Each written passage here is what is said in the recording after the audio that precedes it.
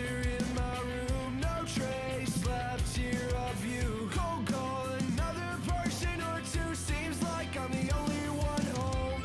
Aligned with the sun, shadows on everyone. No reason to run, hide out inside. Just stay at home, so lost and alone. Be here, unknown, don't tell a soul. Bad taste, can't seem to get it out. Blank space where you shut my mouth. Filled yours with love to spit it out. I thought we wanted the same thing. Trust me, it's alright.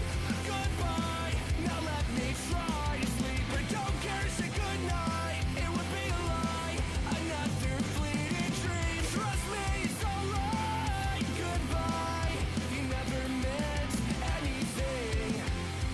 You mean nothing to me. Just stay at home, so lost and alone.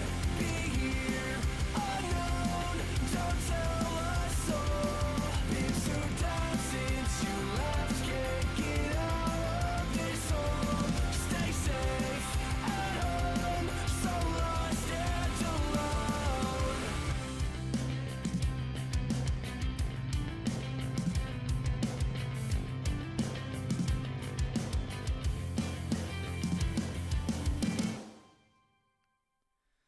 Good evening, everybody. Welcome to another installment of Touchline Talk, coming to you every single 2 p.m. on a Tuesday and a Friday with LNobbins, of course. And we have a special guest today. You've seen Connor Holden for Chelsea. You've seen John McKenzie, the Leeds fan representing Man United. And today we have, from the Lily White Lab, we have Kish joining us today. I've been promising this for a minute, and here he is today in the flesh. Kish, thank you so much for coming onto my little channel, matey. No worries. Happy to be here, man. Happy to be here. Not so happy about the prospect of this game, but happy to be on the channel. Are you happy about the prospect of discussing your favourite topic, which is Thomas Frank? To be honest, I've discussed it to death, so it feels like sort of autopilot now. I'm going to the game, so I'm very excited to see certain players in the flesh that I haven't watched before, like Shirky, especially. I hope he starts. So yeah, we'll get into it, but there's a sort of different feeling around this game specifically compared to most games. No worries at all, no worries at all. We've got loads to discuss today, guys. We do have audience participation on the stream, so please continually get your thoughts in the chat if there's anything that I or Kish says that you want to challenge or touch upon, or if you've got a question or topic that you would like us to discuss, then please feel free to get involved in the chat, because I will intermittently come to you guys. We do have some topics to discuss, including but not limited to the scalability of Thomas Frank as a manager, Spurs' setup this season, and how they might set up on Sunday against us, the potentially confused transfer policy of Spurs, City's new shape in the 4-2-2. I'll be getting Kish's thoughts on that, and just generally, what do we think about City this season? Are City really that bad, or are they actually being a little bit underrated and under the radar? Before we do get started though, Kish, do you have anything you would like to shamelessly plug for my beautiful viewers? So obviously I'm coming on here to represent Spurs today, but my sort of interest in football goes much wider than Spurs. So I've launched, obviously I run the Lily White Lab page, but I've launched a new page that is going to be covering all sides of football, mainly looking at kind of young and upcoming players, but also like culture around football. We do a lot of video profiles of young up and coming players that probably in a year's time will be spoken about loads. So yeah, it's called Beyond 90. So check that out. We're on YouTube, TikTok, Instagram, Twitter. So yeah, that's the thing I'm pushing at the moment, Beyond 90, at Beyond 90 FTBL. Yeah. Excellent stuff. Yeah, so 2 channels for you to check out there, guys. If you want to get a bit of insight into Spurs specifically, check out the Lily White Lab. More broad football. It is in the pinned comment, so please go check that out now, or indeed at the end of today's stream. Well, actually, yeah, use this as an opportunity to see whether you actually like what Kish has to say, because he might be chatting out of his arse, and then you don't want to do it. So this is that can be like an audition for you guys. Without further ado, though, let's get started if you don't mind, mate. So I'm going to be straight up first of all and say that I was a big fan of Thomas Frank at Brentford, first of all. And when he got linked to the Spurs job, and when he ultimately got the Spurs job, I was really happy on his behalf. And I thought, yes, he deserves a big job. He deserves a job at one of the big clubs in Europe. And I thought that he would be a roaring success. I think I predicted them to finish quite high in the table, to be honest with you. Now, that obviously hasn't transpired. I don't know where Spurs are specifically in the table, but it's not where you want to be, obviously. What were your thoughts on it when it was first announced? Were you positive? Were you cautious? Because you moving from Ange, who won you a trophy, into Thomas Frank. So yeah, what were your thoughts like from the outset when it was announced? Shamelessly, I was very supportive of the hiring of Thomas Frank. I think I got to a point last season under Ange where I really liked some of our players, and it felt a little bit like the system and the idea came ahead of the profiling of players. And so quite simplistically, I said, okay, if we bring in a manager that profiles some of these players correctly, we will be a much improved side. Just basically making the team a bit more functional and like at least the sum of its parts, like not necessarily overperforming on the sum of its parts, but performing to the expected level of the quality that I think, and I still think we have. I think quite naively the way I viewed the appointment, and probably this has taught me a lot about kind of manager hiring, is that it's almost a different sport, coaching Brentford compared to coaching Spurs or one of the clubs that's kind of expected to dominate games. And the idea that he can just scale up and kind of, okay, he's done this with Brentford because of that quality, but the idea that he's going to go into a totally new club and completely change his game model is probably a little bit naive, because like I said, it's almost a different sport, and he has been a success playing a certain way. Now, it's always been pretty accepted at Brentford the way he played. I know people refer to his championship team, which I don't think were as free-flowing as people think. But also the expectation alone changes things. But also, if you look at like what a manager's job is in totality, there's so much that goes into it. So your training methods, your recovery, your conditioning, your management of personalities, all those things that have got Thomas Frank to where he was at Brentford, which was pretty much the face of Brentford by the end, didn't really allow him to necessarily then suddenly make the leap, because he's came up of playing a certain style, dealing with quite smaller level personalities. And there's been no evidence that he can scale that up. Now, I'm not saying that managers can't do that, but to hire someone who hasn't ever shown that before is quite a risk in hindsight. And I think the main thing for me with the style of play is the expectations and the risks that are expected to be taken with a more expansive team. And I thought he was going to scale up. I thought he was going to change his game model. And what has really happened is he's plugged and played pretty much exactly what he was doing at Brentford at Spurs.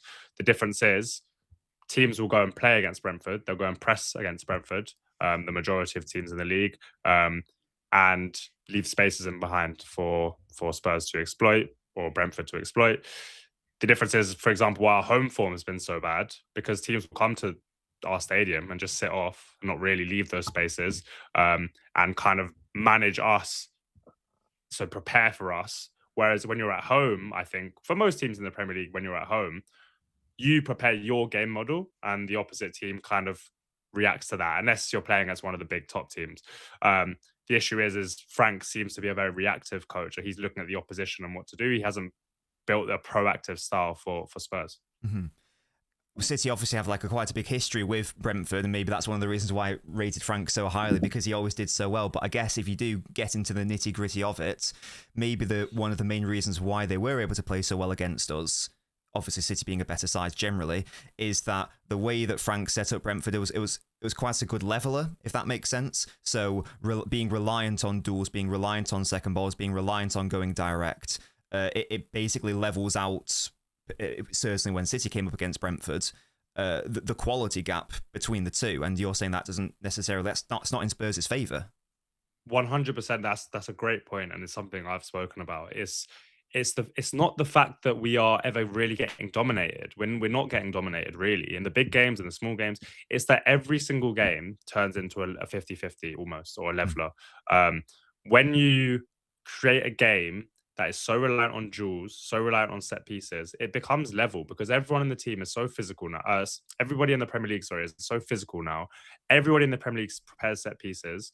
And so you're basically nullifying your advantage, which is the quality advantage, probably the technical quality in places, the physical quality, but a lot of technical upside you have. But also just the know-how, the gravitas of the players you have. You are leveling that out if you turn it into basically a scrap every game. Channel balls, win your duels, win set pieces. So the issue is when let's say, you know, West Ham come to Spurs, we didn't get dominated by West Ham, but we didn't dominate them. It was just a 50-50 game, and we 100% have more quality than West Ham in our team. So that's the issue for me. I think it's the leveler thing, which is great in big games, which is why this game is interesting, which is why the Champions League prospects are quite interesting, because I don't doubt that Frank can coach a game against Real Madrid or you know, any of the top European sides. It's the league and the kind of expectancy on what it means to be a Spurs manager, which is an issue. Yeah, because again, you can correct me if I'm wrong, you are the Spurs fan. Generally speaking, Spurs have been associated with playing a certain brand of football, certainly from an aesthetic POV. Is that also a major factor here for a lot of the resentment in the Spurs fan base, the fact that Frank is taking you away from that certain identity, or is it more so just the poor results that have come over and over and over again? I think it's interesting with this stuff, and I am someone who loves watching good football, but I do think that it's a bit overstated sometimes when clubs say this is the Spurs way or this is the Arsenal way, because to be honest, there is no set way apart from very certain clubs or managers that have built dynasties at certain clubs. I don't even really believe in the Man United way. I believe in like the Ferguson way. Sure, yeah. And Barcelona, Ajax, they're the ones that I can really, you know, see that identity running through the club, regardless of manager, regardless of players. But I think the rope becomes much shorter when the results aren't great, but the football's also bad. I think you buy yourself more time, more patience from fans in general when the football's okay. You can see that you're trying to create, you're trying to take risks, and maybe the results aren't coming. So I think Ange went to a total extreme, but in terms of if the results were, and it's difficult as well, because I think good football also does kind of equal winning football at times, or at least dominating football, especially when you're one of the top teams. And so I can't really envisage a world where we would be playing good football and still have the same results necessarily. But this is definitely anti-negative football, and so you don't buy yourself that flexibility with the fans, that kind of leniency with the fans. But you also like, we won't care as Spurs fans necessarily if we went and sat in against Arsenal for a game. That's fine. If we go and sit in against, you know, Pochettino had probably the best style of football that I ever watched at Spurs in my lifetime. But there was games like we beat Real Madrid at home, I think 3-0 or 3-1 at Wembley. And we sat in a lot that game. And it was fine because we understood that the overall game model is a proactive approach. But there's obviously times to be more pragmatic, 100%. That's management. But I think what Thomas Frank is confusing is that he is being very reactive. This is this game. I'm going to play this way in this game. Whereas he's not really approaching it like, we are Spurs. We are going to play this way. I will make certain tweaks when we play bigger opposition, but this is how we're going to dominate and win games. And that's his issue, I think. Let's now move on to the the more specific details of the failings of Frank and indeed Spurs, in your opinion, from this season? Because Fenway said here, even as poor and inconsistent as Spurs have been in the league this season, I'm still terrified of the match, and Spurs away will forever live rent-free in my head. It's not been a happy hunting ground for City this season, but it's not been a happy season for Spurs this season. So specifically in respect to like Frank's tactics, his philosophy, in a nutshell, what's his general in possession and out of possession approach? What are the core principles of Spurs this season, and why it hasn't worked, has it? So why hasn't it worked for you? So there's been some small tweaks in the last couple of weeks. We've sort of moved to a bit of a back three. It feels a little bit like when a manager goes under pressure, they always go for they just change shape because it's like, oh, let me just chuck something at the wall and hope it sticks. The main principles, I think, are quite slow recycling round the back, from side to side often, trying to draw in the press, and then playing into the channels.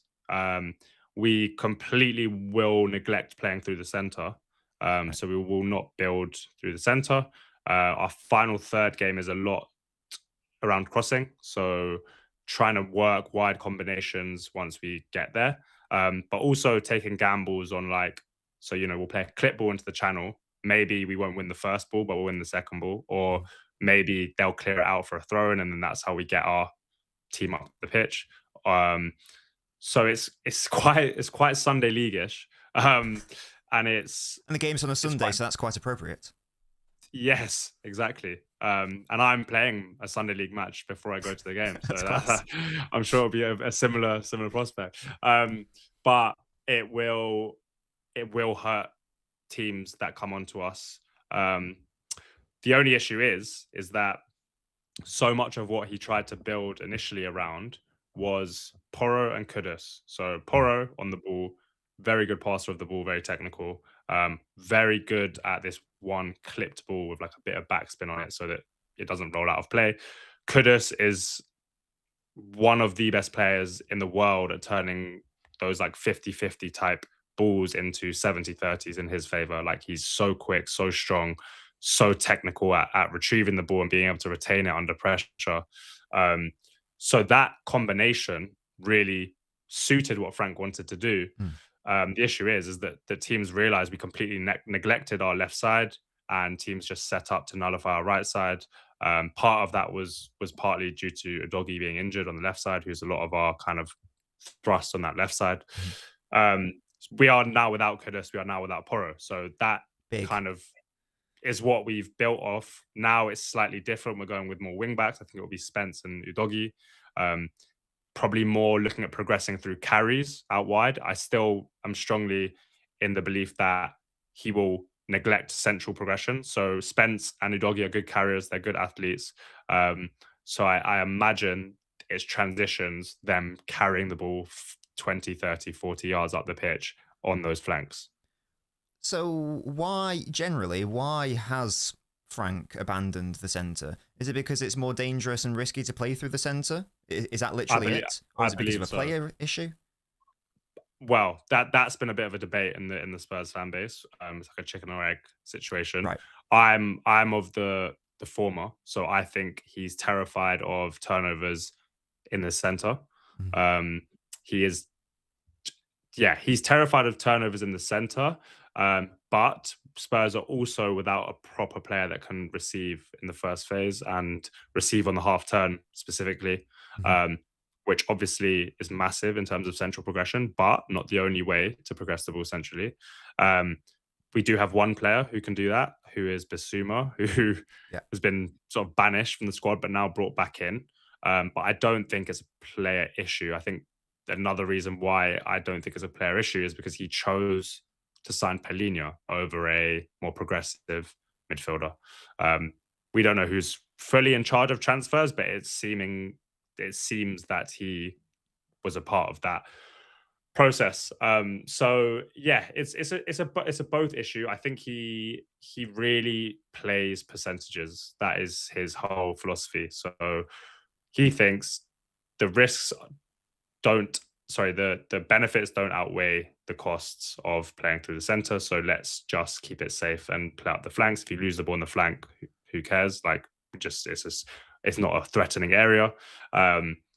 So yeah, I would say there's combination, but I think overall it's a bit him being risk averse. Yeah. That might play into Spurs' favour to a certain degree, because I don't know how much City you've watched this season, but for me, some of our better performances have come where a team tries to take us on in the centre and we will basically outnumber them. You know, whether it's 4 in midfield or sometimes 5 in midfield, we get that central midfield overload, and then from there the space is out wide. So we almost like force you to come into the centre and then hit you out wide. But I suppose if Frank is not even going to even attempt to try to play that whilst it might be frustrating across the entirety of a season, that might actually play into your favour on Sunday, which is a little bit frustrating for the purposes of this show, because that's now making me a bit nervous on Sunday. And we've seen like City have had pressing issues this season. And again, the main way that teams have exploited it is by moving side to side and quick switches from side to side rather than necessarily attacking through the centre outright. So could you maybe foresee this playing into Frank's favour on Sunday? Oh, there's absolutely no way that he's going to try and build through the center. There's probably absolutely no way he's going to try and play out at all, I would say. I think he might pass it round the back a little bit to draw you on, but then it's going to be hit the spaces.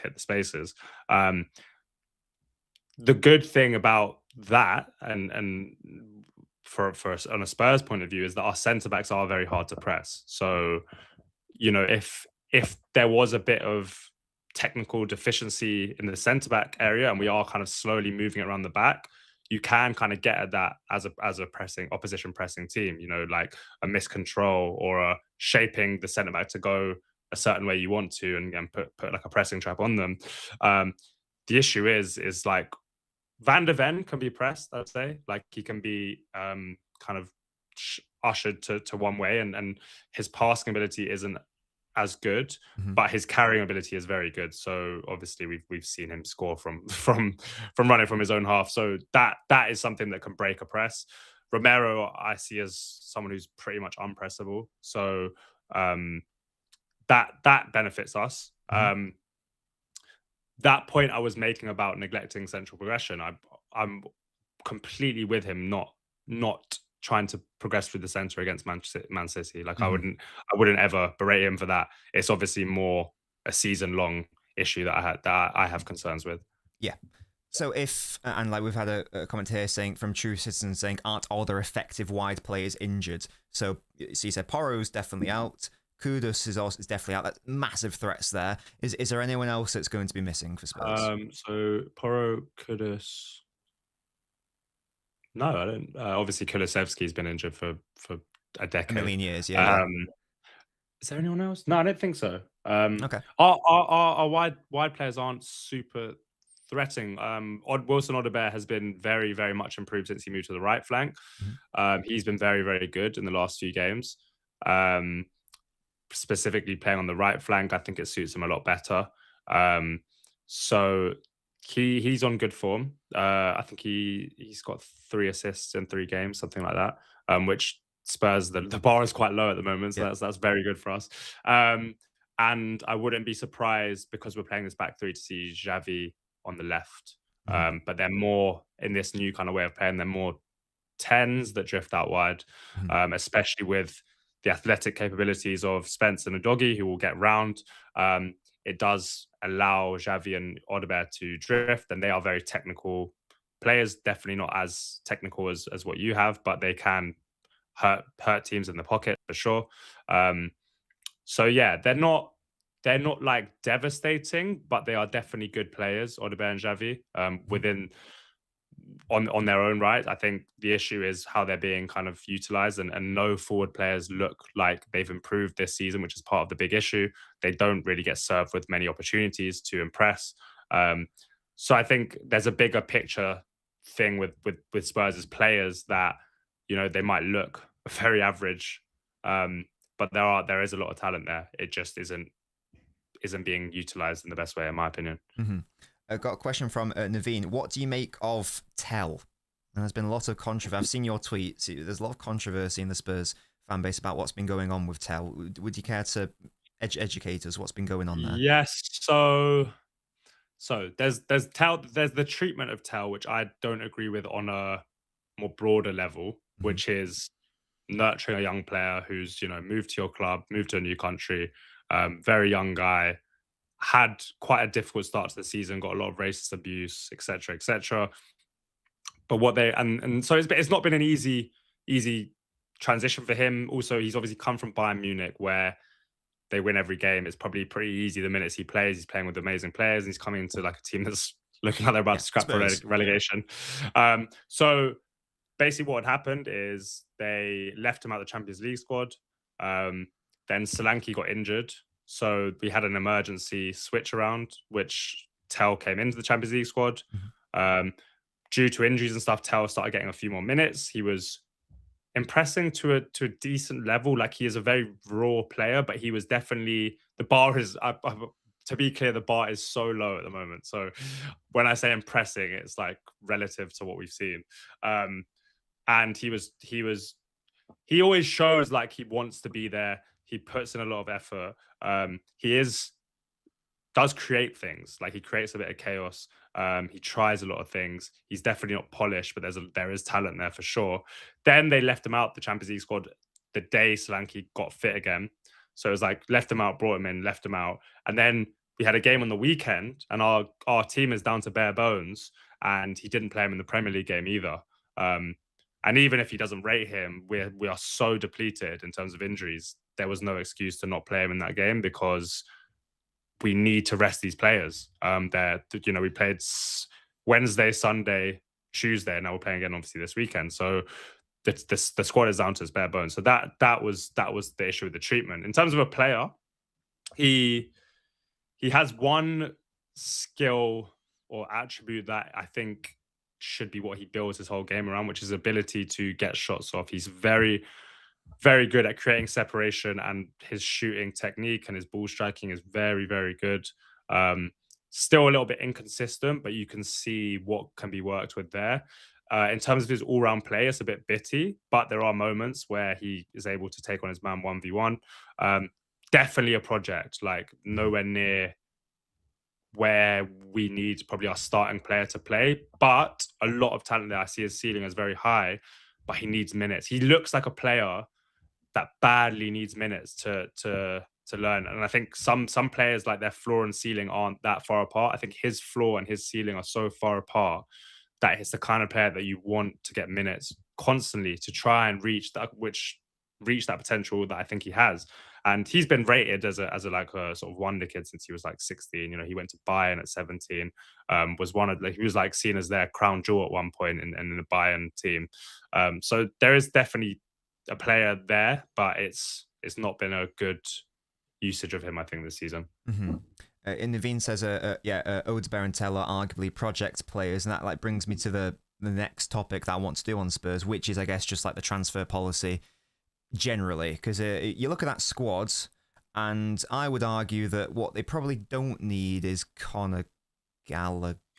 No. I've seen your comments about it as well. Like, you've been quite frustrated. You've said, I think you've said that we need a more direct number 10, a more creative-minded midfielder, something like that, rather than a number 8. You've got plenty of those. You're also linked to Andy Robertson, which was weird. I think that's now died a death, but that seemed to be a natural, legitimate thing for a period of time. I've never really understood what Spurs has been trying to be as a club, basically since the Champions League final, I'm going to say. That's a long time. That's 7 years, something like that. Yeah, 7 years. Yeah.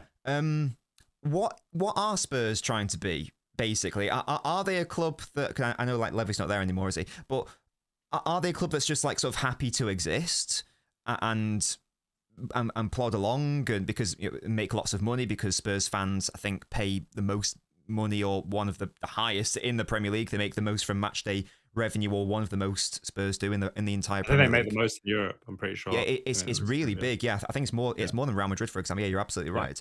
So what is like sorry if this is too much of like an existential question, but like, what's the long-termism of what Spurs is trying to be, like, and like linking it back to the idea that Gallagher in the January window, not the signing that you necessarily need?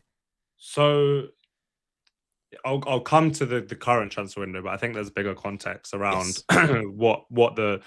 I think we fell upon, and I've used the word fell upon very heavily, Pochettino, who transformed the club pretty much, put us in conversations that we'd never really been in for a while, um, created valuable assets at the club that really weren't valuable. You know, we had Carl Walker was a struggling right back, turned him into a 50 million pound right back who obviously you signed. At that point, 50 million was way more than it even is now. Mhm. Danny Rose, who was hounded out of the club by the fans, turned him into one of the best left backs in the league for a season. Dembele was a number 10. He brought him in. And so Pochettino like molded this really good team. And I think the stadium was already in its work at that point. I think what has happened is that they expected to be where they were under Pochettino a bit later. And basically, we had to withhold our spending to kind of push on to the next level because of the stadium. That was like the worst timing ever. Anyway, so then since then, now the money is flowing. It feels like Spurs don't really know what they want to be. I think they constantly are changing styles on the pitch. They're constantly changing styles of recruitment. They are getting it wrong, but when they are getting it wrong, they are deciding to completely pivot away from the idea that they had originally, rather than thinking, okay, how can we do this better? I think the employment of Ange Postecoglou, they were on the right tracks. It was just the wrong appointment. Instead Mm. of that, they've obviously pivoted to something completely different. In terms of the transfer market, I think the way that Spurs get back to the top is continuing to sign the young talent that we do. We can offer first team assurances to young talent above the major clubs. That is a draw. You know, Borussia Dortmund, a great example of a club that's done that. They need to have that as a selling point at the moment because we're not good enough to sell titles. I think we probably have enough money to match wages, but it's that's debatable maybe. So I think my favorite kind of style of Tottenham's recruitment was a little bit of sprinkling of first team needs that are always there every season. So one of our best windows for me in recent years was when we signed Madison, Van der Ven, Vicario, Brennan Johnson, Mm. who wasn't great, but served the purpose for the time. And then we also had Bergval join that season as well. And Udogi came back from a loan that we'd signed in the previous year. So they had these two like young up and coming players with a sprinkling of very first team ready players, but also the first team players had sell on value, which is really important. I think now they seem to be going down this really Premier League. We need Premier League proven players. We need first team experience level players. The issue is we're not shopping in the same shops as the major clubs. So all we're getting is second rate players that we know are not going to get us back to the top. At least with the project players, if you get a coach that's good at developing talent, if you give them minutes, if you give them game time, you can build towards something that maybe, okay, in 3 years' time, this could be a really good force within the league. Obviously, you always need to have a mix of ages in the squad, but you do that in certain areas. Like you do that in terms of, okay, right now, we badly need a progressive midfielder in deep areas. I wouldn't go for a project in that position because that is a guaranteed need that we have to use. Left back, I probably would have signed a younger left back, but a first team ready one because Udogi can't stay fit. So it's about kind of picking the positions that you need first team guaranteed ready players and positions where you can gamble a bit more and try and build a young, hungry, talented squad that worked so well under Pochettino that we've kind of pivoted away from. And now we find ourselves kind of breaking our wage structure, which has genuinely been there for decades in terms of, and it's really, I think wage structure is important. You break it for sure for certain level of players, but when you start breaking it for average players, that is when the chaos comes, where it all just looks messy. West Ham, I think, are the perfect example where they have random like Mhm. veterans who are at the end of their career earning more than their best player. I think it's just a mess. And we seemingly broke a bit of our wage structure for Conor Gallagher and seemingly we're happy to do the same for Andy Robertson, which for me is just baffling, to be honest. But I think upstairs is a bit of a mess since Daniel Levy left. I think there's a lot of disagreement. So it doesn't feel aligned at the moment. And I'm sure there'll be another restructure soon because there's actually protests on Sunday against the board. So it's at that point where it's a little bit toxic. So we'll see what happens with that. Yeah, it just seems like such a shame because new stadium, obviously bringing so much money, fans are paying so much money. It seems to be like such a fantastic opportunity and potential, but it's just not being realized right now because you've got if the higher ups do have this idea of Premier League proven, that's almost like like a Steve Bruce, Alan Pardew mindset of we need someone who, again, Premier League. What even is that? So yeah, that's really upsetting and bizarre because again, my thing of that is just like every summer, why don't you look at like the best signings that come in for example this summer. I mean, there is definitely value to be had in the Premier League. Not value, let's say, actually. There's definitely good players to be bought in the Premier League. But the good players that you are wanted to buy, they are going to cost you 80 million most likely, unless you get like a club that's going to go down. You get like a Cunha type situation. But your Adam Whartons, your Elliot Andersons, they're going to cost 100 million. When you're signing 10 million pound left backs that Liverpool don't want, it's like, what do you expect this to do for us? And a lot of people have talked about like, we need leaders, we need someone who's good in the dressing room. I'm like, yeah, but we're not even at that point where we're close to competing. So why do we now suddenly need leaders? Is that going to like really dramatically improve our level, or is building our squad with good players going to do that? And then maybe when you get close and you have a really young team and you're fifth, you're fourth, and maybe there's a bit of a character issue there, or there's a bit of a lack of experience, then bring in like an older player to help with those things. But we're at a point where we need to actually build a good team right now. We don't need random leaders who are on 160 grand a week who aren't even going to start games for us. So that's why I'm baffled by that. Yeah, it's just odd. It's not even like a lack of ambition to spend the money. It's about spending it in the right places on the right players. As you say, it's very odd. I'm just going to get my laptop charger quickly. No worries at all. I'm just going to come to the chat anyway, so that's perfect timing. If you guys have got any final Spurs related questions or thoughts before we move on to City, now get Kish's thoughts on City this season and more specifically the game on Sunday, please get them in the chat right now. I'm just going to catch up on some of these, but as I say, make sure you get your Spurs thoughts and comments in right now, and also make sure you are going over and subscribing to Lily White Lab and Beyond 90 FTBL. The link is in the title for Lily White Lab and in the pinned comment for Beyond 90 FTBL. Gallagher signing was kind of confusing, especially with Maddison out, says Naveen. Again, perhaps not a bad signing in isolation, but given the wider context of Spurs, yet that's an odd one. It was always going to be next to impossible to replace Kane and Son, says Fenway, and yet they've still done exceptionally poor at that. Tomorrow says, could Xavi be the next Spurs manager?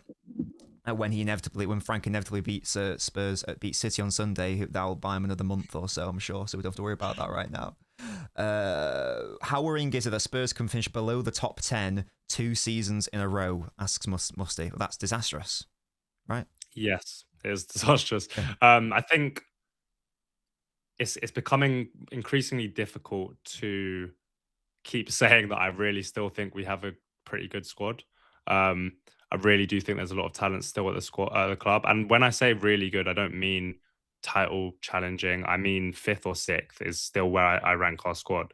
The issue is when you have back-to-back bottom half finishes, you can't really argue it. But I still truly believe that if a manager used them correctly, I really still think there's a lot of quality there. Obviously, the injuries haven't helped, and the manager hasn't really helped. But it is pretty disastrous. I have been saying, like, it's really funny because the mainstream media have put zero pressure on Frank. Like, it's the opposite, isn't it? They're actually alleviating the pressure. It's so like I've said, it's like being in the Truman Show where like you feel like everyone's playing a trick on you because every week I watch another one of our performances and I'm like, this cannot go on. Like it really, like, this is so bad. This is the worst I've ever seen it. I'm like waiting for that club announcement that he's been sacked. And then you see like a match of the day clip and they're like, yeah, they have to give Frank time. Like he's changed a lot They're there. just He's really gaslighting improved you. there. And I'm just like, wait, what is going on here? Like, but yeah, I think he will be. I think he'll be here for the season now. I do truly believe that, especially with the Champions League form. Yeah, definitely. Sentry says it can't go on like this. It can. It can. It can. Sentry also says, do you reckon Spurs will try to get some ball time or just play off the back of City's possession? It's surely going to be counter-attacking football from Spurs on Sunday, right? Yeah. Yes, Yeah, it won't be much. I think very direct. I think if we played against PSG this season, and I think it would be a similar approach to that, which is actually very aggressive out of possession. But Frank, while he presses high out of possession, once that press is bypassed, he's quickly wants to settle into like a low block. So it's like a initial aggressive press. If it's bypassed, then City get control, and then we'll give you a lot of time, and then we'll sit back. So yeah, I don't expect much possession. I expect when we do get possession, it will be direct. It will be trying to get into the City third as quickly as possible. I think potential chances for us are winning it high up aggressively. We did that against PSG a couple of times because his press is okay, and then obviously transitions. Yeah, and did you say it might be a 3-4-3 shape if we're putting numbers to it? I think it will be a 3-4-3. I think it will be. Well, it's up for debate whether Van der Ven is fit again. Okay. He was out midweek, but it was a light knock. Although Kulusevski, when he got his injury, they called it a light knock, and he's been out for 18 months or whatever. But hopefully he's back. Then you've got, so it'll be, if he is back, it will be Van der Ven, Romero, Danso, Spence, Udogie. The midfield, you could generally toss a coin. It could be two of Bissouma, Gray, Sarr, Gallagher, Palhinha. Any two. None of them have really like made that shirt their own. So two of those, and then the front three. I would expect it to be Xavi, Solanke, Odobert.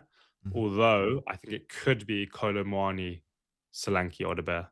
I think Kolo Muani provides that in behind threat. He is very good at running those channels. He's quick.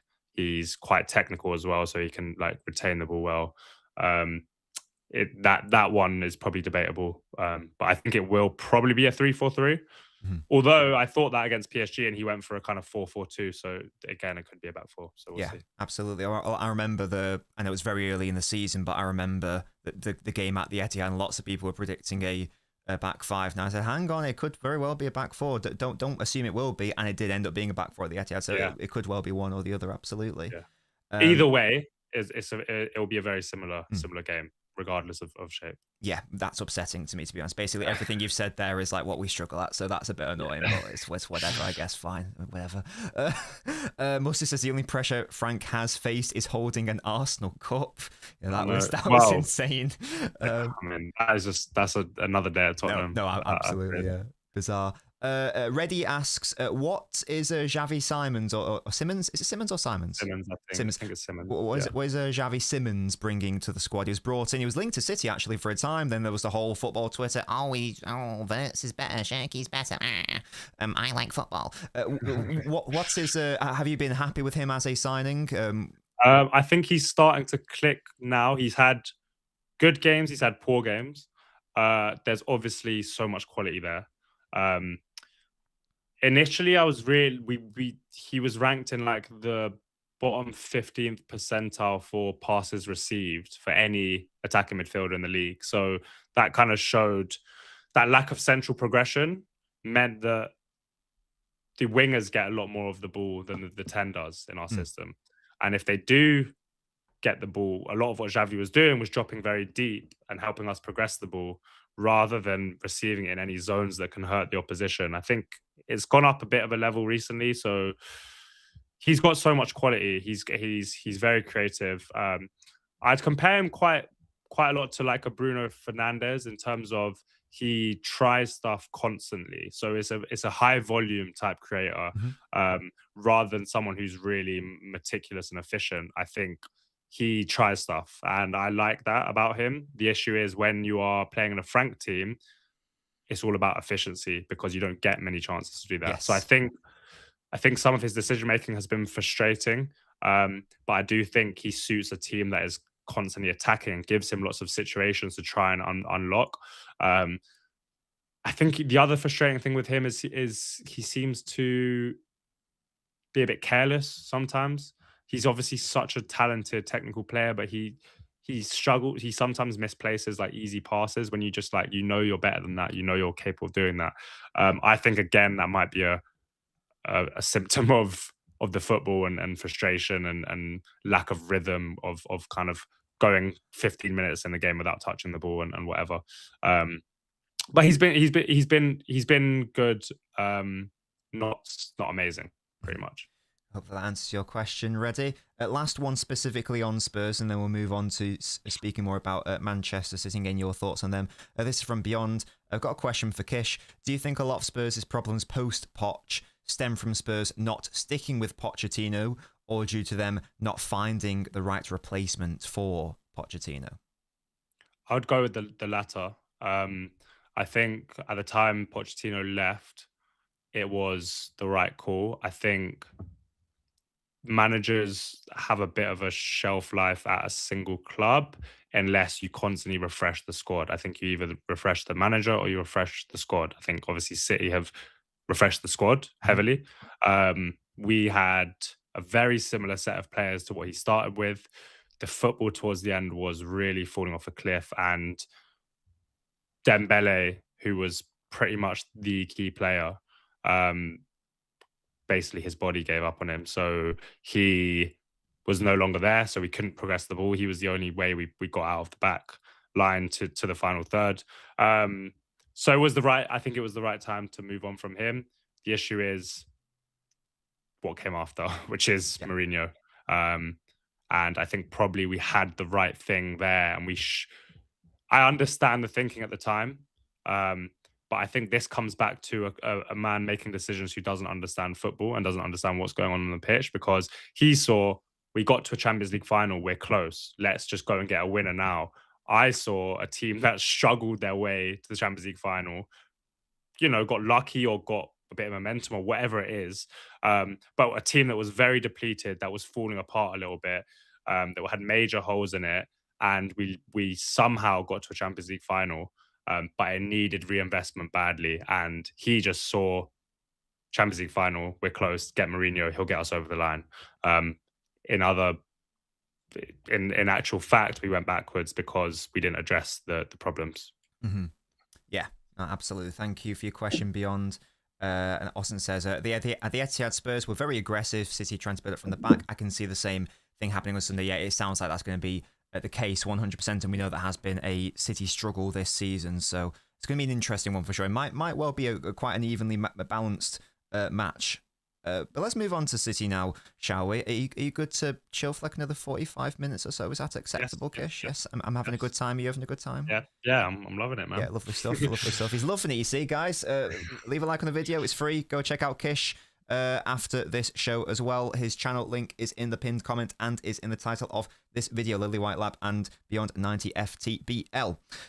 So, 2026, not been great for Man City, to be honest with you. It's not been great. I don't know how much City you've watched this season, but we've won a league game in the Premier League. That is the singular A. We've won a singular game against Wolves at home in 2026. The worst team in the league at the Etihad. Arguably City's easiest game. We've won one. That's the thing.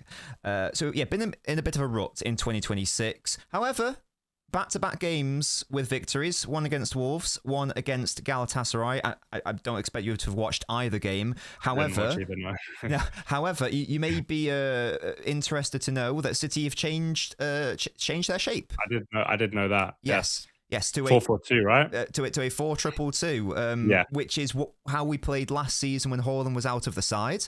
That made a lot of sense for the Wolves game because Haaland didn't start. So what can you do? Well, you got Marmoush, you've got a player in Semenyo who is really good in front of goal. It makes sense to play them in quite a fluid setup, and I watched that, and based on the context of last season, where we only really used it when Haaland wasn't in the side, I concluded that because of the fluidity of it, it's very unlikely that Haaland will be able to work in this sort of setup based on precedent. Fast forward like 2 or 3 days later, and City are playing it with against Galatasaray with both Haaland and Marmoush in the front two for the first time, as far as I can recall, where we've ever played Haaland with another proper out-and-out striker, you know what I mean, alongside him. Marmoush was linked relatively heavily to Spurs. Savio was as well. Maybe I'll get your thoughts on him as well. So was Oscar Bob as well. Yeah, so was Bob. Marmoush he's my favourite player, by the way. He's been a big cause for debate in the City fan base. Some people think he was a panic buy last year. Some people just don't think that there's a place for him in the squad in the short term. I've certainly queried, is there going to be a space for him in the long term, given the signing of Semenyo? But what are your general thoughts on him as a player? I'm assuming you know a fair bit of him, given the Spurs link. And what are your thoughts on the wider idea of, could City continue to play this 4-2-2 with both Haaland, a really traditional number 9, and Marmoush, a stereotypical second striker, longer term this season? Yeah, so Marmoush for me is like a final action player, right? Like I think his ability to impact games with minimal touches, I'd say, is very good in terms of, you don't necessarily want him to be the one who gets the ball, takes a few touches, attracts players towards him. That's more like your Jeremy Doku's and whatever. I think with Marmoush, you've got someone who's pretty lethal in front of goal, amazing ball striking, very just clinical, but technically sound as well, of course. And I really liked the idea of Marmoush coming to the club, especially I think we were initially linked when Kudus was still fit. And what Kudus brings is a lot of that attracting players towards him. And I think if you have someone on the other side, he's a very good player. I think whether or not it was a panic buy, sometimes panic buys can be also good players, you know, like it's not all good signings even. I'm sure loads of Spurs' players that we've bought have been panic buys, but they some of them are good. So I think, yeah, good player. In terms of the front two, obviously I haven't watched either game. I'd be interested to know how it's working. Are they like working in tandem? Is one of them dropping at times, is the other one playing behind, and they kind of reverse? Or is it like almost a second striker and then Haaland as the focal point? And are they on like either side? Are they like one's on the left, one's on the right? Are they kind of that way around? Yeah, so to my eye, it was different based on both games. I will accept that for the Galatasaray match, I was more so preoccupied with all the other games that were happening at once. I don't know if you were aware of like City's very tightrope-esque situation in the Champions League. It was very it was very reliant on lots of results going our way. It was very unlikely that we finished in the top 8. If Real Madrid didn't end up losing that game, then we wouldn't have actually got in the top 8. It was reliant on PSG drawing against Newcastle, blah, blah, blah. So I wasn't fully concentrating on it. But to my eye, what I did see anyway was that for the first game where Haaland didn't play, it was, to my eye, really, really fluid in that Marmoush and Semenyo were the two most advanced players, and there was this intentional disconnect between them and the midfield. So they were pushing Wolves' back five really far apart. You have Gehi and Kusanov who can hit those really nice switches from the back. And it also meant that because the Wolves' back line was nowhere near their midfield because our forwards were pushing them back, it meant that Marmoush could really easily bait them forwards and then drop back and receive. And he had a really clean touch that day. So it was really simple and straightforward for City to progress the ball like that. And there was lots of fluidity with the deeper players and then the more advanced players. So I think for the goal, Cherki drops deep and then Bernardo goes ahead of him. And there was lots of that going on. And the other side, like Semenyo would drop and then Reins goes in ahead of him. Again, to my eye, there was a little bit less of that going on in the Galatasaray game, which makes sense because Haaland's a less fluid player. And it was more so a more classic striker, second striker situation rather than Wolves, where it was a little bit more rotational and fluid. And perhaps that's why it wasn't necessarily as effective in the final third, or maybe he just wasn't on it that day. But Marmoush had a really good game against Wolves, and he struggled a little bit against Galatasaray. So I don't know how much that game's done to alleviate my concerns of, could it actually work longer term, I wonder, like, do you need Marmoush with Semenyo and with the more idea of rotations to make it work? Or was it just because it's Wolves? There's that meme where it's like everyone thinks their team's clicked and then they realise they're playing bottom of the table Wolves at home. So it's a tricky one to answer. And I guess sample size is a thing. I need more. I need to see more. Yeah. I liked what I saw, but I do need to see more. But from a theoretical perspective, based on what you know about what Haaland is and based on what you know about what Marmoush is, can it work? And can it work under the view through the lens of what we understand Guardiola's philosophy to be? Do you think? Yeah, I mean, like, the thing with Guardiola is he's almost always battling himself, right? He sets up the meta, I guess, for a team. He'll change something.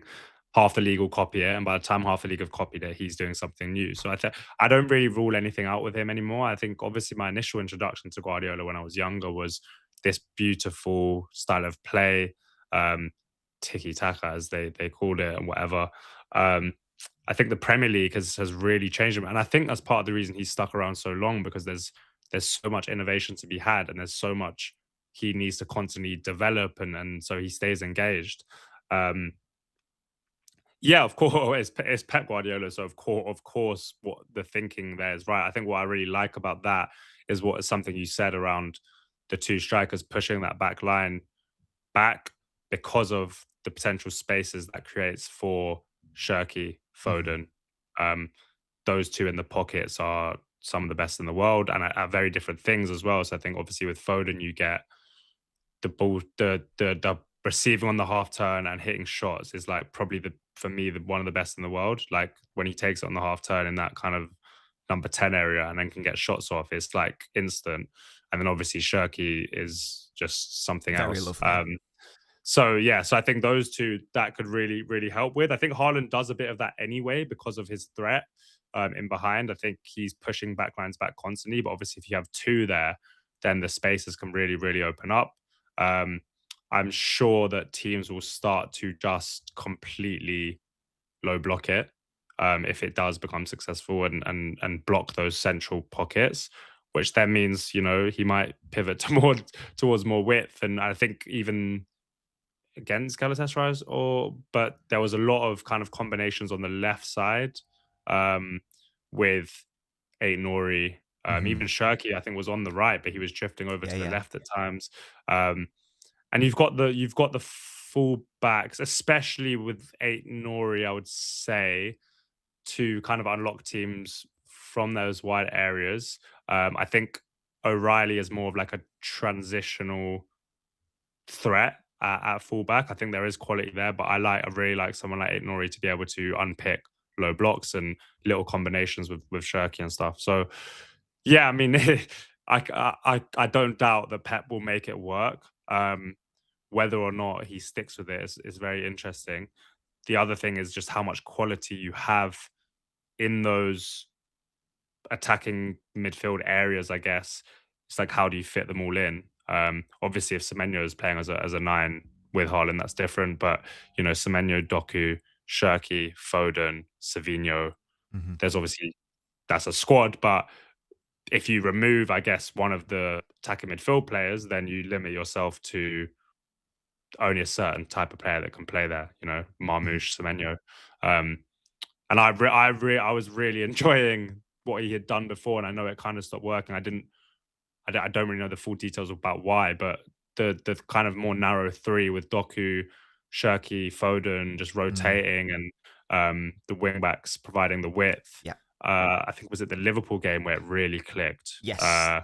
Yes. Yeah, that was one of my favorite games to watch all season. I've really struggled to enjoy a lot of the Premier League games this season, and I think that one I was like, yeah, this is what I watch for.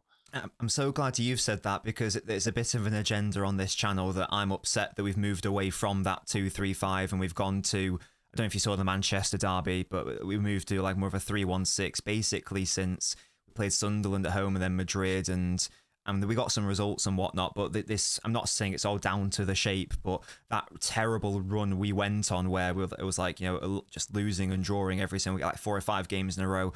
A lot of the issues, in my opinion, stemmed from moving from that one shape to another, because you had less players, you had less bodies in the build-up.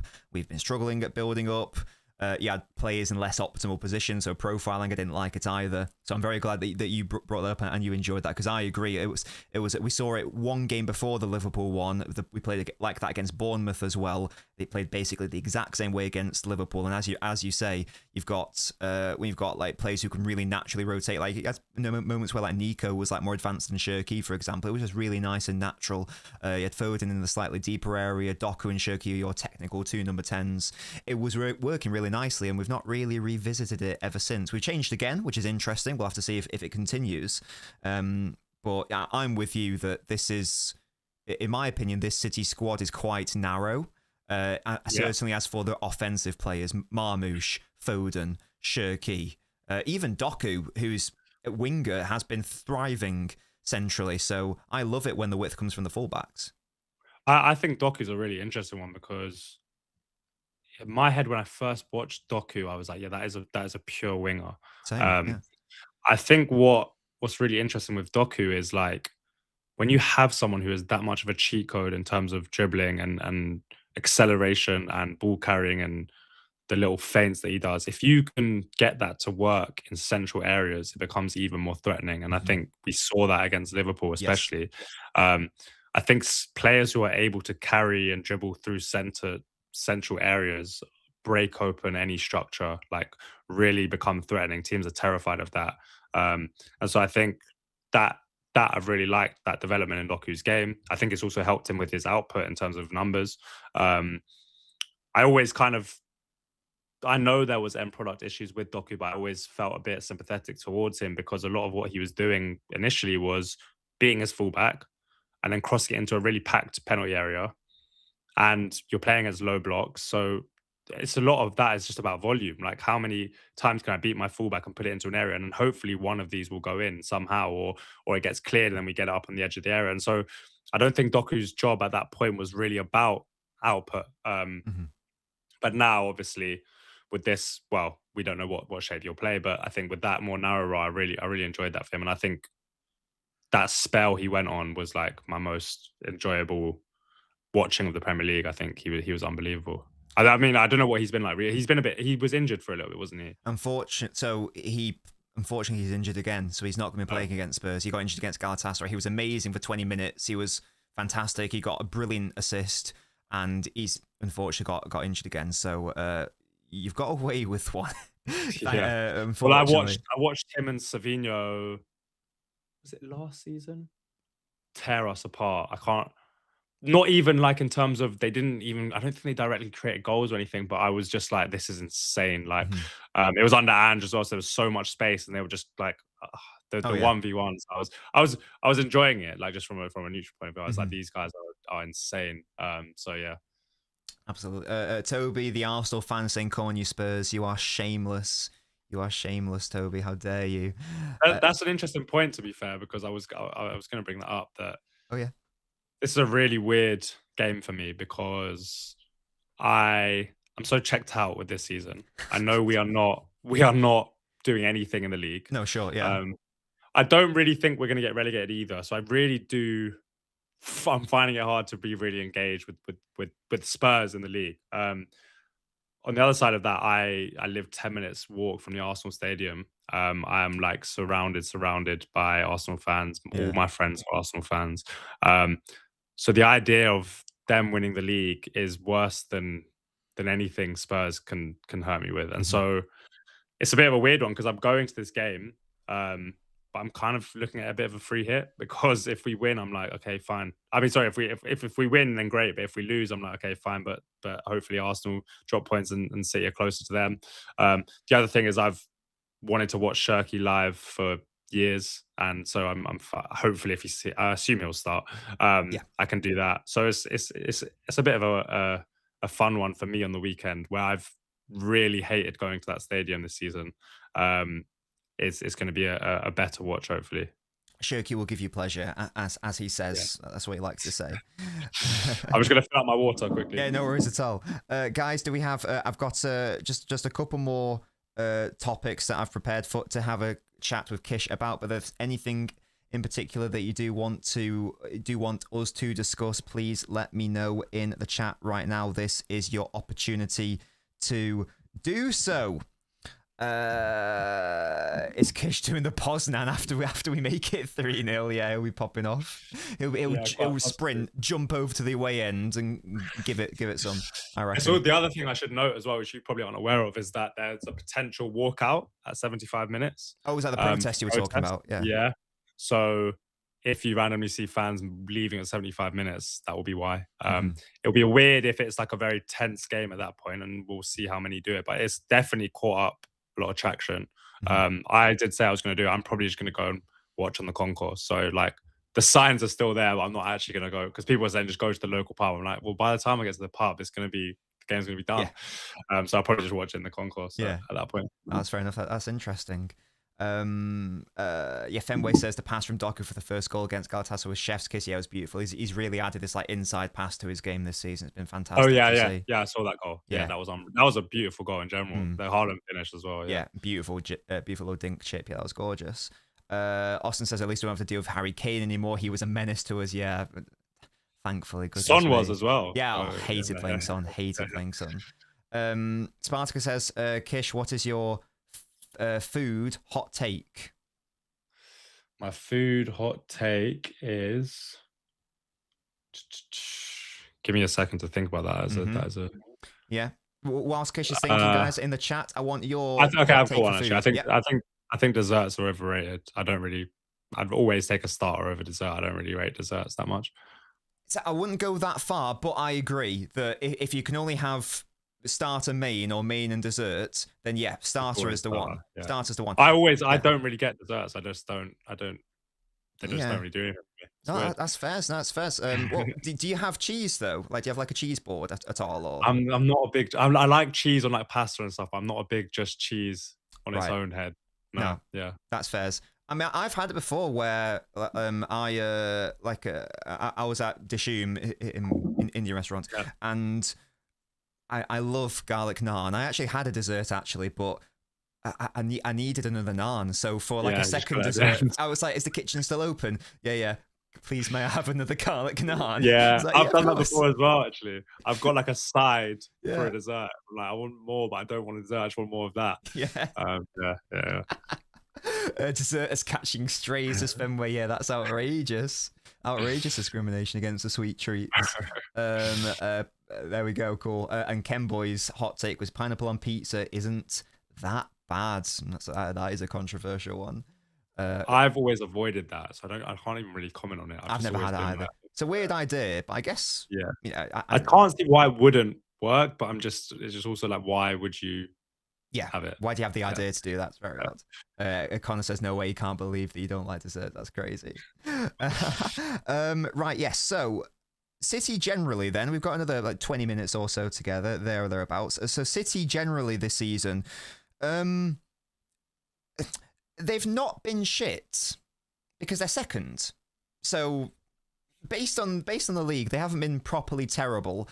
However, there's still a really weird vibe and energy around City, I feel like, this season. I don't know if that's just because of past expectation and we've set the bar so high that if we're having an off year, it's like the worst team in the world or whatever. But there's no doubt the City aren't hitting the heights that they have in the past. We are technically 4 points. We are 4 points off, so we're still technically within the shot of getting into the title race. But what have you made of City this season from what you have seen? For you, why do we struggle this season, especially in second halves, from what you've seen? There's been a big debate in the City fan base as to what's going on with us this season. Well, I think the first point, which has to be said when talking about any team in this league, that the Premier League is the Super League now. Like it is what the Super League would have been. The money is insane. The type of players that every team in the league can attract is mental. Like Sunderland were able to sign Granit Xhaka, you know? Yeah. Like the Sunderland are nicking players off Ajax or Porto or, you know, these or Bournemouth are signing some of the best young talents in the world. Like Bournemouth are historically quite a small club. So the quality in the Premier League is so big that I think the margins become so small to get a result. I think, which is why there's been so many draws this season. teams, managers are scared to open themselves up, I think, because there's so much quality to be punished. I think obviously City have set the bar so high, but I think every game is not a given now. It's harder to probably rotate. It's harder to control. And so I think all those factors mean that the league, people are saying the Premier League, it's not as good as it used to be. There's not as many good players. I think it's probably better than it's ever been. I just think it's more equally weighted. Yes. I think if Arsenal go and win the league, that is that is the worst league title winners I've ever watched. But they've found a way to kind of beat that level playing field a little bit, and they've found their meta, which is set pieces.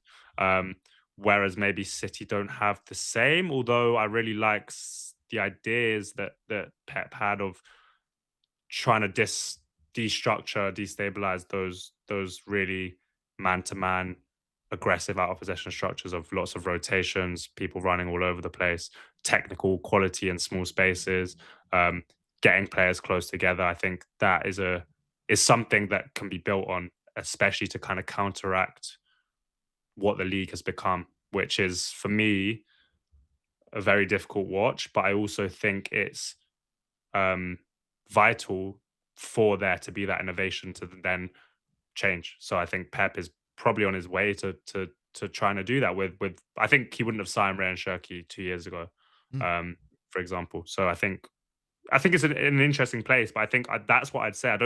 I think City are probably still a very good team, and I think City probably dominate every other team in Europe, maybe barring your Bayerns and PSGs. And Bodo Glimt. But I think everyone else, yeah, I think City are still a very good team, but it's just the Premier League level is just ridiculous. I really believe that. So it's not necessarily a City issue for you. It's more just like a more macro issue rather than a micro issue. I would say so, although I'm obviously not watching every single game and I don't know the complete ins and outs, but that is the way I'm looking at the league in general. I even think, because I look at Arsenal and I'm like, because I hate watch a lot of their games, obviously. Sure. But I watch them and I'm like, you're never dominating teams, really. You're controlling games at times, but you're never great. And I'm like, but then that there shouldn't, because every title winner in the past has gone to away grounds or home grounds. Like City used to do it under Pep, 5-0, 6-0 here. You don't really see that this season. Yeah. So I do think it's got better and better. But I also think obviously Rodri has fallen off a cliff or been injured, but in terms of like, he's not been there. De Bruyne, Gundogan, phased out. So it is obviously still a transition period. And it's still, I think, City don't really have, obviously, Haaland, but no one's really stepped up to be that main guy this season anyway. Maybe last season. When did Foden win the Player of the Year? Was that 2 seasons ago? 23-24. Yeah. So it looks like Foden, but he's kind of, had a bit of a off year-ish. And so I still don't think you have those talismanic figures as much. Maybe that's harsh, but I'm thinking De Bruyne, I'm thinking Haaland. Who else was there? Gundogan came up with massively clutch moments, obviously. Yeah. Mm-hmm. Who was your Ruben Diaz was very good at a point. So yeah, I just think that also might be a macro issue as well with just the league quality. But those are things I'm looking at in terms of structurally and Pep and stuff like that. I haven't looked too much into it, barring those couple games that I spoke about. No, that's fair. Yeah, there's no doubt that if you have a look at the average age of City's squads, it's massively come down, which is a good thing because big rebuild. I think last year we had one of the oldest squads in the league, and you could tell. This season we've got one of the youngest squads in the league, and sometimes you can tell. I think that the team we put out against Bodo Glimt was the youngest we've ever had in a Champions League game ever, and you could tell there was a reason why we lost that game pretty comfortably in the end. And if you sign younger players, you're obviously not signing finished articles necessarily. So I think that's fair enough. Perhaps it was a case of too many of these younger, not ready-made players all at once, and then too many of the pre-established old guard all going at the same time. Perhaps it's basically since the treble, and lots of debates in the City fan base on this, it's maybe not been the best collection of summer windows that City have had. They were reluctant to rebuild after the treble year.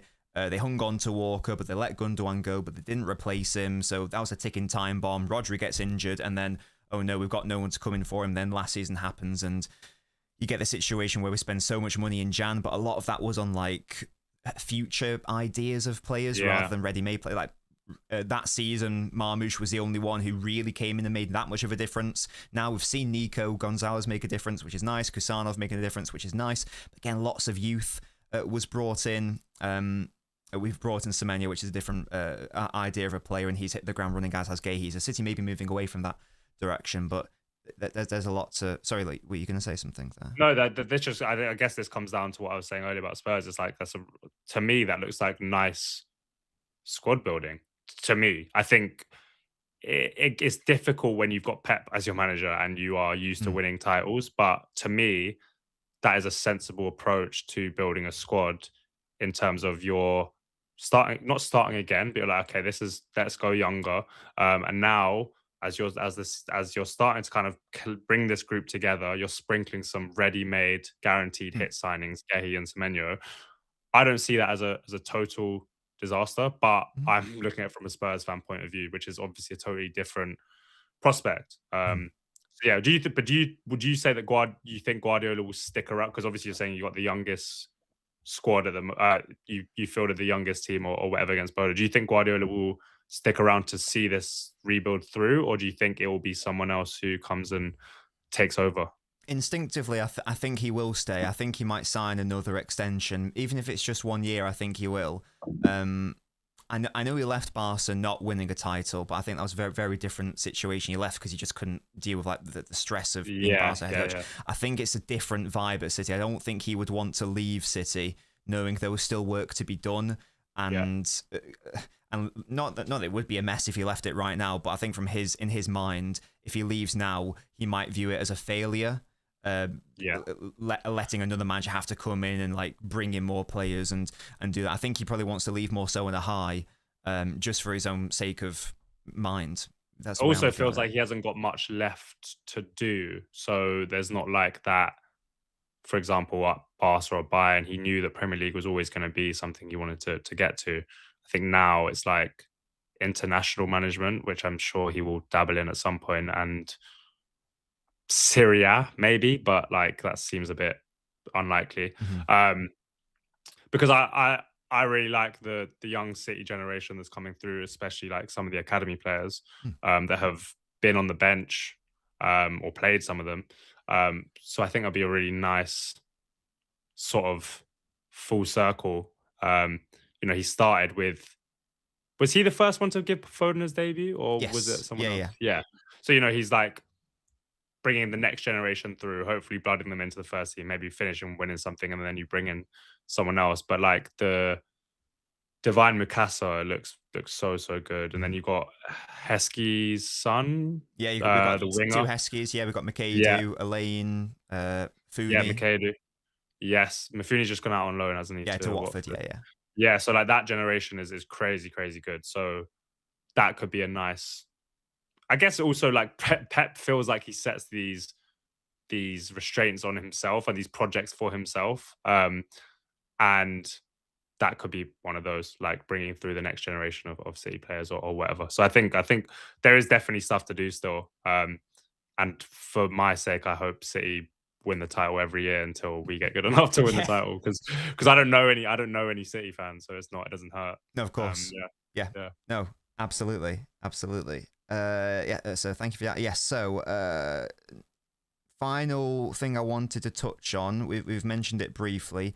It might not be the easiest question to discuss just because you've not watched too much City, but I'm sure you understand the wider mechanics of it. We had John McKenzie on the channel when it was the Manchester derby, and we were talking about the slight style shift that we've seen under Pep. We discussed the tactical meta and why Pep's done that and the recruitment. You know, we tried to get Bellingham, we tried to get Rice, we tried to get Paquetá, blah, blah, blah, blah, blah, and so on and so forth. So it's not like City have abandoned what's... Oh, gosh, there's a moth attacking you. It's all kicking off there. There's a moth in my house at the moment. Not to commit a killing on camera, but... No, that's crazy. I bet it doesn't even pay rent, does it? It's outrageous. No, exactly. Just living it. So City still keeping the philosophy of trying to be this still high control, high possession side, but like sprinkling in a bit more directness and a more counter-attacking vibe. And is that just like the way the league's going? Do you see that working out longer term for City? We just discussed the squad. I wouldn't agree that it's good squad building, but I can accept that we're only a couple players away from actually being a team that can win the title relatively comfortably. I think that we need a right back and someone like Elliot Anderson in midfield, and I think we've got probably a title-winning squad, to be honest with you. I don't think we're that far off, and I do think those plays would help us play this more physical/direct style of play. What are your thoughts on like Pep and City potentially moving away from what has worked for them in the past to something slightly different? And do you think it'll work ultimately for City? I don't love it, but that's of personal preference, and I love... People used to say they found Pep's football boring. I used to love the Sane and Sterling season. Can't remember what year that was, but that I just loved watching that. Like when he came in and he brought, I think in the Premier League before Pep came in, there was this idea that you couldn't, like, De Bruyne and David Silva in the same midfield as two sort of 8/10s wasn't possible, and he just completely shifted that. And then other teams started doing it. But I remember 4-3-3 before that was like you have one sitter, you have one kind of runner, and you have one maybe 10-ish player. And then he just said, no, we're going to have two 10s. And I think that is my ideal Pep type team. Like lots of technical players, lots of possession. I love it when he uses like 1v1 wingers. I know that that's not quite what is effective at the moment. And I think he what's so good about Pep is he constantly accepts the situation of the league, of the squad he has. So I'm sure it will be successful, and I think the players he's buying fit the transitional nature of the league, fit the dual winning nature of the league, fit set piece capability as well. You've got a lot of units in there. But my true opinion would be that Pep hopes and will build back towards a more possession-heavy, dominant, controlled style. That would be my gut feeling, just because of what he's come up from, La Masia and all that kind of thing. But he is acknowledging and accepting where the league is at right now. That's kind of my thoughts on that. Mm-hmm. Well, I guess football's cyclical, isn't it? So we may well see that everyone... I think you touched on it before. The league is becoming way more physical. It's why Arteta's like signed loads of giants who can be all combative and whatnot, and that's why they're one of the best out of possession sides in the world. If everyone does end up doing that, will the scales flip the other way? And then the counter to that is having more diminutive players where the focus is way more so on outweighing via technicality, and then that becomes the new meta and everyone goes back to that. And so I can't wait for that. That would be my dream Premier League. Like I on a more broader point, I think I've struggled with the Premier League this season and enjoyment. And I know I'm one side of a spectrum, but I really love good players and technical players, and not good players, sorry, technical players. And I think that is what will happen. I do think that diminutive players will counteract this, because the idea being that the physical players can't really get close to them. They move it too quick. They pop it around you. They're too agile. They're too good at kind of rotating and those kind of things. And like my favorite team to watch recently has been PSG, who they have just technical ability all over the park. A midfield of Vitinha, Joao Neves, Fabian Ruiz is not the most physical midfield. And that's a very physical league, and obviously they've got the by far superior quality. But I'm sure it will go back that way, and I look forward to it. Yeah, I'm well with you. I'm not really enjoying Premier League this season, and I do keep thinking, is that just because I'm getting older and becoming more of an old fart and I've got more responsibilities? And I'm sure that is it. But I do think you are right. I do think there is just something about the aestheticness of the league which it's lost a little bit. And I don't think it's just, nostalgia. I'm not asking for, bring back Barclaysman and all that. I'm just like asking for, like, can we bring back some like pretty football? That's all I really want. So I think we're aligned there. Guys, we'll be live for like another 5 minutes or so. So please get your final thoughts in for myself and for Kish. Anything to do with City or Spurs on a more general point, or is there like a specific question for this Sunday that you would like to ask either of us? We'll be live for another 5 minutes, as I say, so please get your final thoughts in the chat. Sub says, can Pep stay for another 10 years? I don't think it'll be that much, maybe like another 2 or 3. I think 10 would probably be pushing it. He may well go out and be a national team manager. He's always spoken about how he would love to manage Brazil one day. So maybe that could somehow be a thing for him. Beyond says City false 9 era was some of the best football I've seen.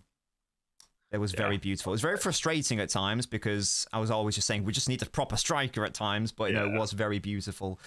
Musty says you can't compare City versus Liverpool games in 2019 to City versus Arsenal games this year. Yeah, I think Kish made a good point that the floor has definitely gone up overall, but I think it's fair to say the ceiling's also come down with that.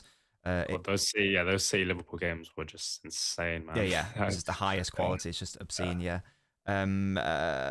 Enzo must stay away from the attack. That's Enzo Maresca, I think, not Enzo Fernandez. Spartak says Arsenal might win the league because of an American football / basketball tactic at corners. This league is so not fun. Yeah, and it's not about blaming Arsenal as a club or Arsenal fans. You can't have a go at them. They found a way to make it work and potentially that's win. my point. Exactly, that's my point with the whole Arsenal thing. It's like, fine, Arsenal have found their style, but then other clubs go and innovate and find your thing that separates you. Like, don't just try and do Arsenal but not as good as them, because you're never going to beat Arsenal at that game.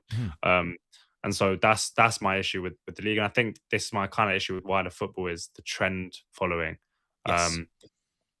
Pep is not guilty of that. Obviously, Pep creates a lot of these things, but I just think people just like to just copy what's being successful. But it's like, that's not really how, especially if you're trying to go for titles, that's not really how you are successful, because you're just copying another team that are already doing it and are going to be doing it at a better level than you are because you're starting out. So just go and try and innovate something else. That's probably like a more wider comment on society, maybe. But yeah, I think that's the issue. My issue isn't with Arsenal, despite the fact I hate the style.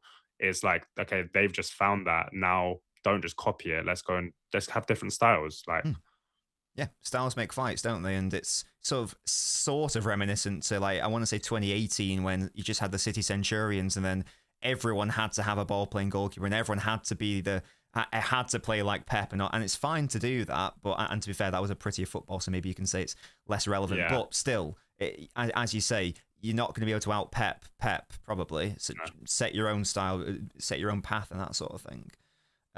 People blamed Pep but not Arteta, says Jerome. Yeah, that's people for you. Arsenal tried that in 22-23 and it didn't work. Reddy says City versus Liverpool in January 29 is the greatest game ever in the Premier League. It's certainly up there as for quality. That was the title decider. What was the score? 2-1 City. That was the Aguero near post finish, and then Sane had the winner, which cut across goal. Yes. And basically that was the game that decided the title, even though it was in January. That's what ultimately. He's one of my favorite ever players in the Premier League, Sane. Leroy, yeah.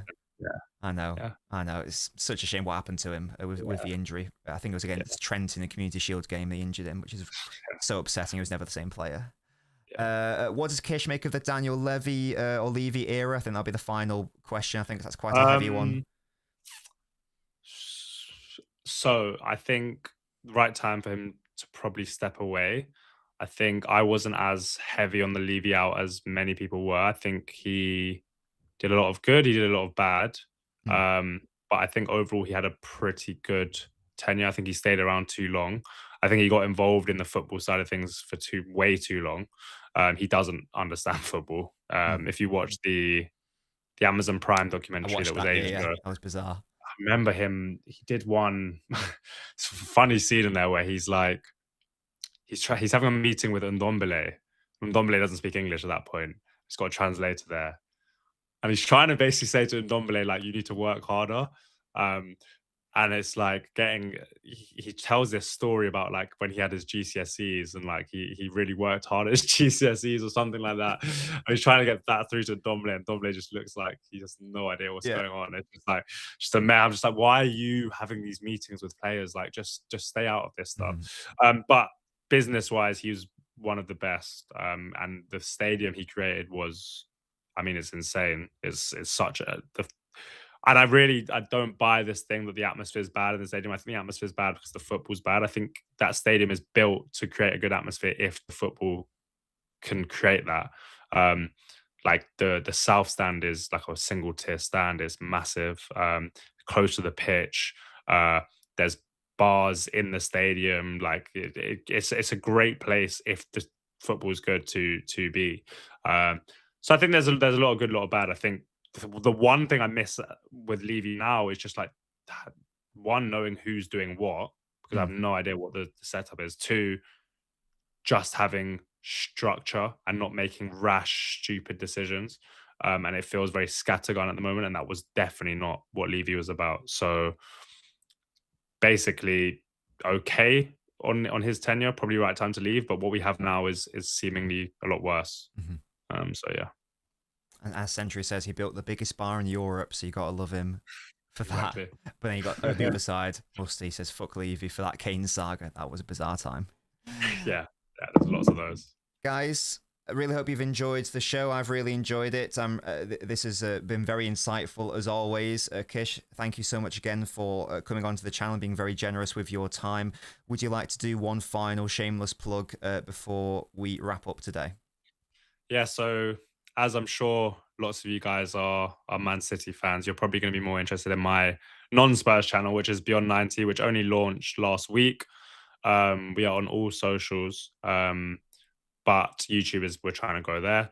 I actually, if you watched this episode with John McKenzie, I've got John McKenzie coming on. Well, I've had him on today, but it's coming out next week, so you look forward to that episode. Obviously, also Lily White Lab, which is Spurs stuff. So if you're interested in seeing what you're up against this weekend, which is not a scary team, go and check out some of that as well.